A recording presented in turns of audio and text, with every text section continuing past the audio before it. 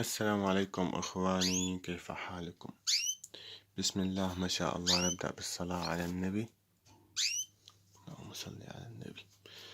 أخوان، موضوع حلقتنا اليوم كيفية التعامل مع أنثى أرادت بناء عش ثاني ويوجد لديها فراخ. طبعا هون عنا الفراخ، وهون عنا العش القديم.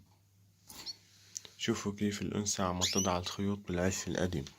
شو بدنا نعمل أخي الكريم لنتفادى إنه يصير عنا أي مشاكل؟ بنحط عش مقابل للعش القديم.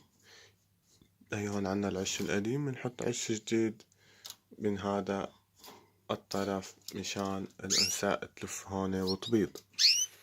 بنحط لها الخيوط للأنثى وبنترك العش هون. طبعا الفراخ لأنه رح يضلوا يناموا بقلب العش القديم بالليل، يعني بالنهار بيطلعوا من العش وكل شي، بس بالليل بيرجعوا بيناموا بقلب العش. شوف كيف أنا شغلت الضوء عليهم هني بالليل وهن بقلب العش.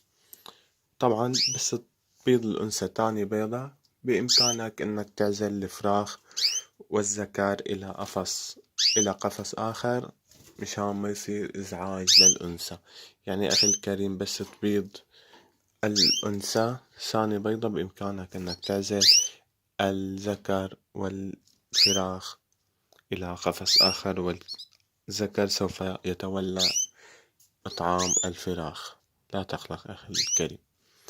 لهون أخي الكريم بكون انتهى الفيديو تبع اليوم. كان معكم أخوكم أيهم من قناة عالم الكناري. بتمنى إنه تدعمونا بلايك واشتراك إذا عجبكم الفيديو. والسلام عليكم ورحمة الله وبركاته. في أمان الله.